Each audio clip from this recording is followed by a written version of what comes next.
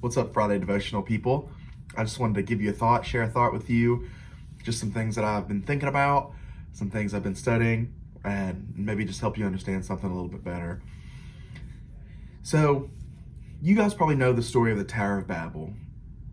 Everybody was building a tower up to the heavens. They were all congregating in one place, and then God spread them out with different languages, and then they spread out. And so let me just give you some background, kind of what's going on, and why God did what he did, and what that caused, and what we need to learn from that. So we see the description of the Tower of Babel in Genesis 11. But after the flood, in Genesis 9, God said to the people, God said to Noah and his sons and his family, increase in number and fill the earth. Fill the earth, right? Fill the earth means go out into the earth, live in different places, have kids, have families, have them have kids, and fill the earth. Okay?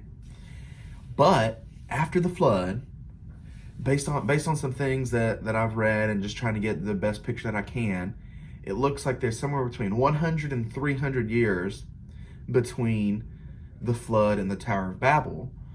And the thing about this was also, people were living longer at this time. And so we could see between Noah's descendants and the flood, some of the people, some of the first descendant or so of Noah's sons.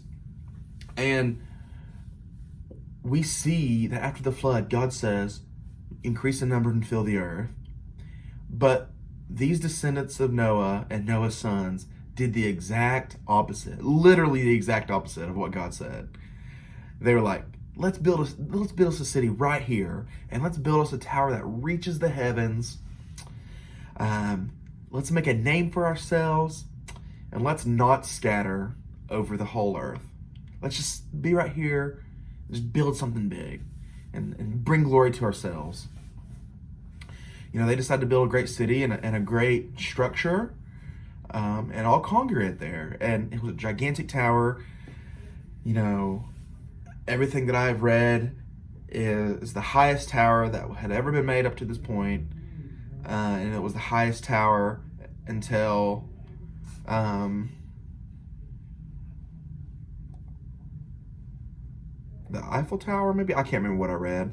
But it was, at the time, the biggest tower ever created. And so what did God do? He gave them all different languages and scattered them. Made them scatter. He did something to make them scatter. He confused them. Everybody could no longer communicate with each other. And then they finally settled other parts of the world. And you know, some people believe that this may be where race and ethnicity came from, and we don't see that specifically in the scripture, but we definitely know that different languages came from right here. And so what are some things that we can learn? What are some things that I can learn and you can learn?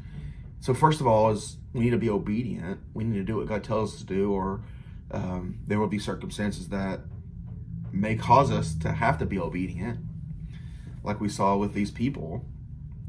But I also feel like that we need to listen to the wisdom of others, listen to the wisdom of those that are following God closely. I don't think that this is what Noah would have wanted.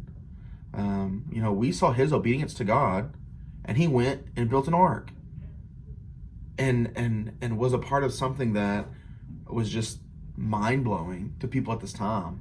A flood that covered the whole earth. He could have just been, God, that's not going to happen. I've never seen anything like that. I don't know, man.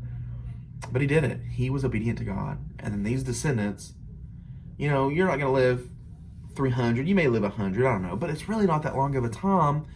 And God wiped out all the sinful people, and we're back to the same place because they weren't obedient. They didn't listen to wisdom. They didn't listen to God. And we can do a better job of that. I hope that my kids and their kids and their kids in 300 years, if we're still here, you know, I can only hope that my kids still want to know God and still have a relationship with Him and is still a blessing to this world.